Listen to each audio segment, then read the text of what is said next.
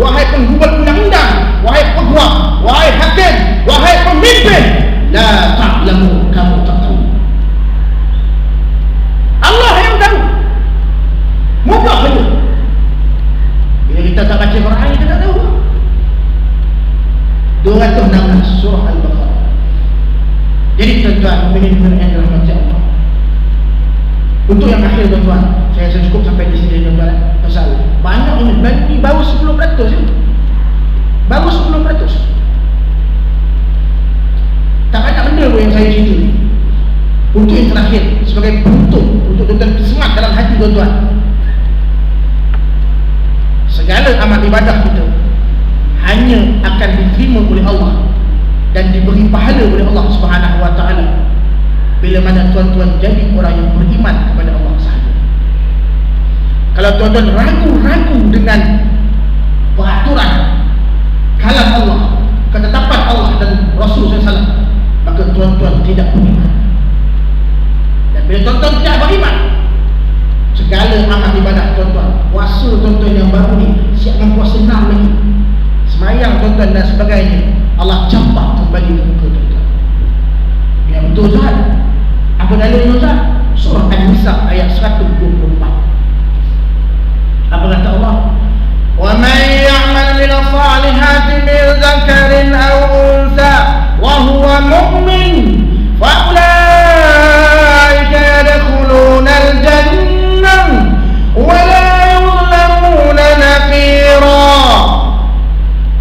Dan barang siapa yang melakukan amal soleh, apa dia? Salat, puasa, zakat, sedekah, Quran, zikir dan sebagainya, bangun tengah malam, semua itu amal soleh. Siapa yang buat amal soleh dari kalangan lelaki dan perempuan, kata Allah Subhanahu wa taala, kemudian Allah letak pangkat dia, darjat dia, apa dia? Wa huwa mu'min, dan dia seorang yang beriman kepada Allah Subhanahu wa taala. Maka orang ini, mereka ini akan masuk syurga Allah Subhanahu wa taala tanpa disakiti walau sedikit pun. Sebab amal-amal soleh dia Allah beri pahala. Lalu dia boleh masuk syurga Allah alatul, terus menerus, tanpa masuk dalam neraka Allah. Masuk syurga tu buat amal soleh, beriman kepada Allah. Bila kita buat amal soleh, kita tak beriman kepada Allah, Allah tak terima.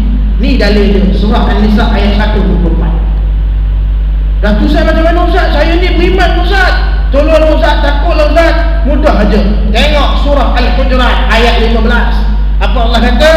Innamal mu'minuna alladhina amanu billahi wa rasulihi thumma lam yartabu. Dan sesungguhnya orang-orang yang dikatakan orang-orang yang beriman itu ialah yang beriman kepada Allah dan Rasul, kemudian tidak ada ragu-ragu dalam hatinya. Kalau tuan-tuan kata, oh saya beriman tak? Saya beriman. Semayang ni, Allahu Akbar. Inna salati wa nusuki wa mahyaya wa mamati lillahi rabbil alamin. Sesungguhnya salatku, ibadahku, hidupku, matiku hanya untukmu ya Allah. Ikrar dalam salat bukan main lagi. Bila keluar masjid, tak sesuai, tak relevan, masyarakat majmuk, tak boleh buat undang-undang unta saja ni zaman Ferrari. Itulah tanda tuan-tuan ragu-ragu dengan perintah Allah dan tuan-tuan tidak beriman kepada Allah Subhanahu wa taala. Mudah. Jadikan dua ayat ini, An-Nisa 124, Al-Hujurat ayat 15 sebagai pegangan kita, panduan kita, pedoman kita tuan-tuan. Kita ambil iktibar bagaimana kisah Nabi Allah Ibrahim alaihi salam. Last one ada berapa kali last? 3 kali last. Ni betul-betul last. Saya selagi tak blackout, lagi tu saya akan bercakap. Tapi tak apa, insyaAllah ni betul-betul last, betul last. Last point tuan-tuan, ambil iktibar bagaimana Nabi Allah Ibrahim ketika inni ara fil manam anni azbahuka fanzur madza tara. Kata Nabi Allah Ibrahim pada anak dia Ismail, wahai anakku, aku lihat aku sembelih engkau dalam mimpi aku. Nabi Ismail yang tahu bahawa Ibrahim itu ayah dia.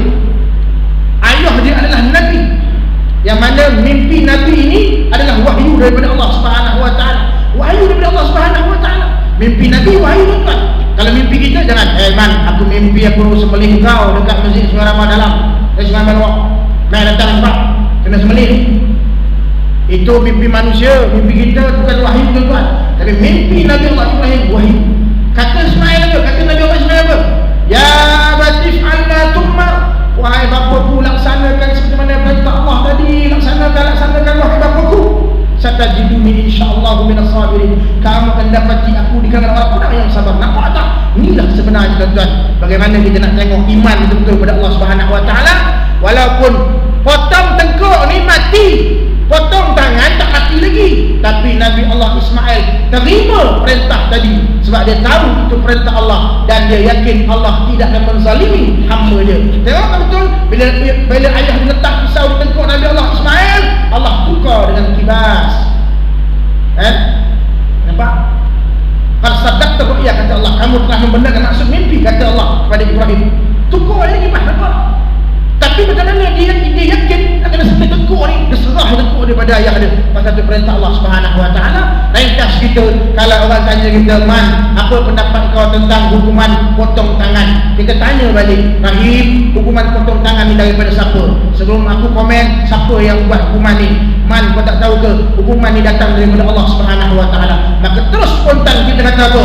Rahim, kalau ini hukuman datang daripada Allah Subhanahu Wa Taala, usah kata potong tangan, potong tengkuk pun aku terima. Sami'na wa ata'na. Itulah dia orang yang beriman dan bertakwa kepada Allah Subhanahu Wa Taala.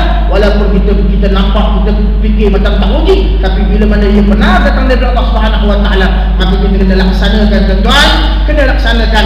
Kerana pun Allah sebut dalam surah Al-Imran ayat 132, apa dia? Ati Allah wa ati'ur Rasul la'allakum turhamun. Taatlah Allah dan taatlah Rasul, semoga kamu dirahmati oleh Allah Subhanahu Wa Taala. Wallahu a'lam bissawab. Saya mohon ampun dan maaf sekali atas salah bahasa dan juga telajak masa.